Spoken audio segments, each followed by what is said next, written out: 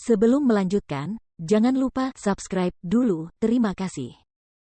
Bab 254, anak-anak itu bukan milikmu. Benar sekali. Kau berutang penjelasan pada kami. Apa kau pikir kau bisa mempermalukan orang lain hanya karena kau kaya? Ambil video ini dan unggah ke internet agar semua orang di negara ini dapat melihat betapa kasarnya presiden miliarder dari J Corporation yang terhormat itu berperilaku di acara perayaan pesaingnya. Benar sekali, posting saja di internet. Insiden tentang Chaiden yang menjebak Arnold Decker dan Victoria telah menyebabkan Breezy Express kehilangan miliaran dolar. Kali ini, aku akan membiarkan dia merasakan kekuatan opini publik. Semua Husli berdiri untuk meneriaki Jordan. Jordan adalah orang yang dingin dan skeptis. Ia datang hanya karena tim mengiriminya foto yang diberi judul Lucky Husli dan Leah Husli. Dia datang ke sini hanya untuk mengubah nama mereka. Akan tetapi, karena keluarga Husli menuntut penjelasan, dia memutuskan untuk memberikannya. Jordan berdiri di panggung, menatap keluarga Husli, dan berkata, Hailey Camden adalah mantan istriku, dan anak kembar yang dilahirkannya adalah anak-anakku. Apa salahnya aku mengganti nama belakang mereka dengan nama belakangku? Kata-katanya membuat penonton tercengang. Arthur tidak dapat mempercayainya dan bertanya dengan tidak percaya, apa yang kau katakan? Hailey adalah mantan istrimu. Anak-anak itu milikmu. Bukankah Chaiden adalah suami pertamanya? Arthur tahu bahwa Jordan, yang saat ini menjabat sebagai presiden J Corporation dan tokoh paling terkenal dalam dunia bisnis, tidak akan pernah berani berbohong. Alasannya, setiap kata yang diucapkannya akan memengaruhi puluhan perusahaan. Oleh karena itu, Arthur segera memanggil Chaiden dengan suara keras, Chaiden, kemarilah. Chaiden berjalan mendekat, tampak amat malu. Arthur bertanya dengan ekspresi serius, Chaiden, apakah yang dia katakan benar? Apakah si kembar itu memiliki hubungan biologis denganmu atau tidak? Chaiden menundukkan kepalanya tanpa menjawab untuk waktu yang lama. Bagaimana bisa dia tega melakukan hal memalukan seperti itu? Tim berkata sambil tersenyum sinis, kau ingin tahu apakah si kembar memiliki hubungan biologis dengan keluarga Husli? Ya. Itu mudah.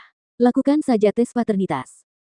Melihat Chaiden tidak mengatakan apapun, dia segera memerintahkan, bawa si kembar ke rumah sakit segera untuk tes paternitas. Chaiden buru-buru menarik Arthur untuk menghentikannya. Kakek, jangan.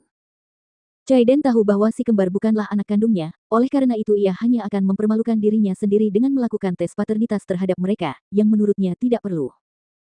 Chaiden menangis sedih dan akhirnya mengakui, kakek, si kembar memang bukan anakku. Hailey sudah hamil saat aku bertemu dengannya. Memukul. Arthur menamparkan wajah Chaiden dan berseru, bajingan. Dasar bajingan. Apa kau idiot? Kau menikahi Hailey meskipun dia sedang mengandung anak orang lain. Kau masih ingin membesarkan anak orang lain. Sane, yang berada di samping, tahu bahwa Chaiden punya alasan untuk melakukan itu.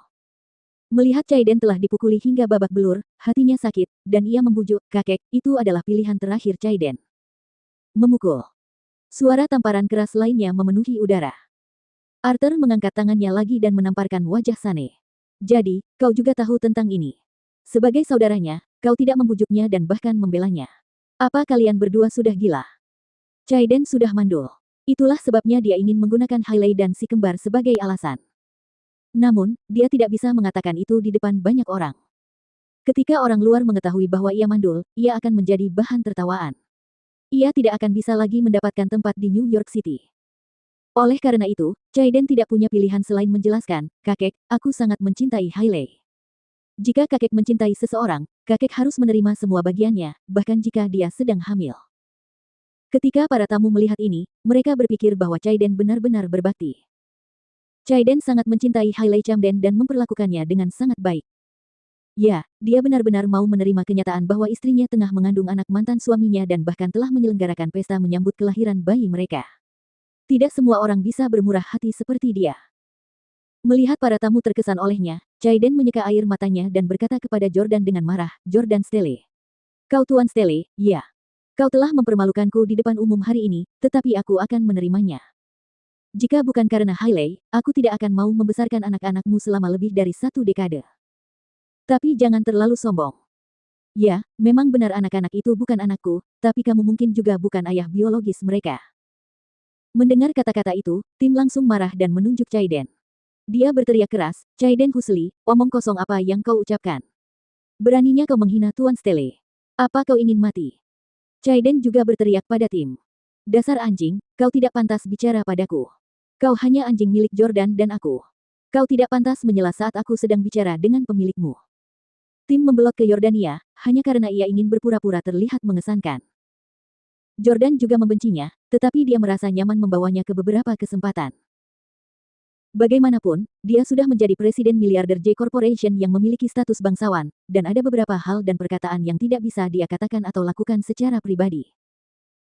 Setelah itu, Chaiden menatap Jordan lagi dan berkata, Jordan Stele, kamu dan aku sama-sama tahu wanita seperti apa Hailey.